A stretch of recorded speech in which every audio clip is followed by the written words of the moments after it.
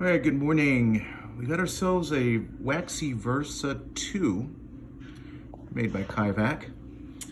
And the initial problem was a high-pitched noise coming from the vacuum, and lo and behold, we found that somebody had sucked up a part of a microfiber towel, and it got into the hose.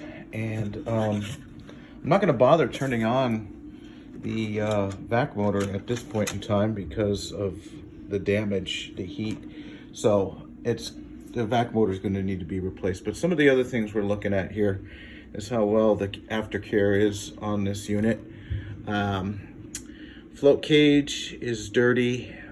Levels of water have been very, very, very high. So that's part of it. And we have 22 hours on this unit, and we're going to probably take a look inside the tank. So I'm going to have to turn that off, and we're going to look also at the HEPA filter inside here. And again, that's the tank, but we have to get this tank off first, and I'm going to have to come back and continue the video. Also, it comes with a wand, and also these blades are worn, and chemical exposures turn these to a dark color, and they've losing their resiliency. And likely it got sucked up right through this tube into the hose, and so probably under a bench someplace where it couldn't have been seen easily. So I'm going to suggest some extra blades, more than one set. I like to have them with two, one to replace and one for a backup set. So now they had a question of how this is mounted. So it just has a strap right here, and it wraps around and holds the wand in place. You don't want to store the wand with the squeegee blades on the floor. That's the way I found it when I got here, but just a little bit of education. Now, what a nice thing about Kaivac is they have this Kai tutor, and I would suggest that everybody take a look at this. It kind of covers operation setup and aftercare, but you have to charge it up with a USB micro to keep it charged up. So it may just turn on. It's hard to say. No, I think it's dead. So we'll continue on with this video here after we look in the black tank. Okay, back to the tank. On this larger versions, the tank has to come off, but here we don't want to have to take that off. So anyways, do have fairly easy access to the filter. That's down in here. And there we go.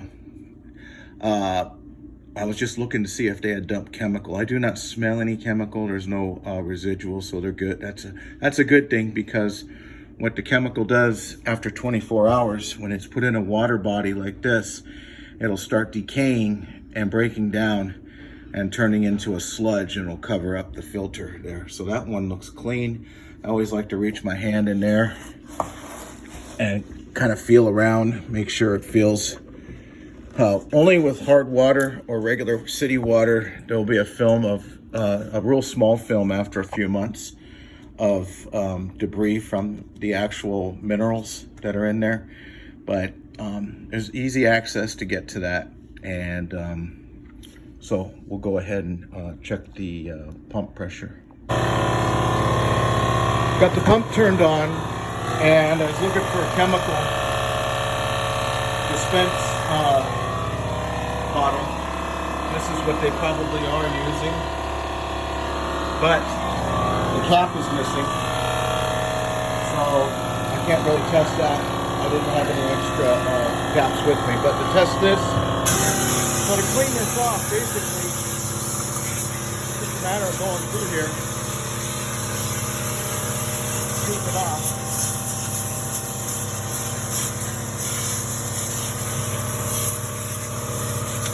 So they're just dumping it into the basin. So that's the high pressure. It's working good. I'm trying to get this to show low pressure.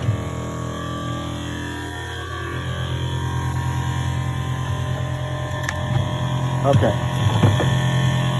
This is the adjustment right here. You just push and pull that yellow plastic collar.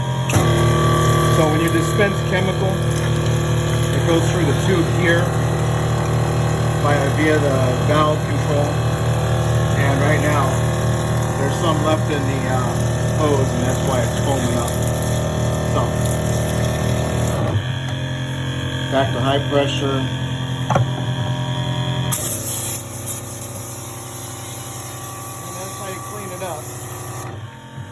So when you're done cleaning it up, once you drain it and give it one final rinse, you should be able to leave this open and let it air dry, and it'll smell a lot better. But right now, I'm trying to disinfect it the best I can, and it's just a matter of training on, I mean, they know how to use it, but it's the aftercare. So, okay, so I'll get my quote together.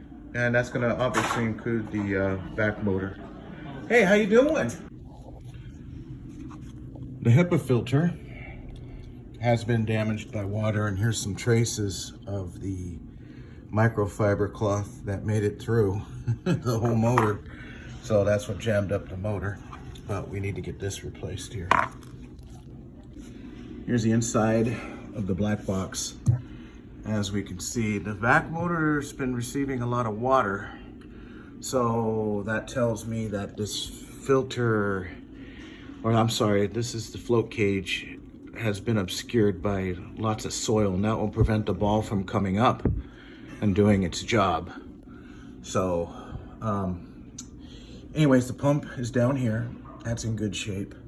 So, we're just gonna have to go and replace this whole system. Here, the back motor hoses are pretty good, and we will go forward from here.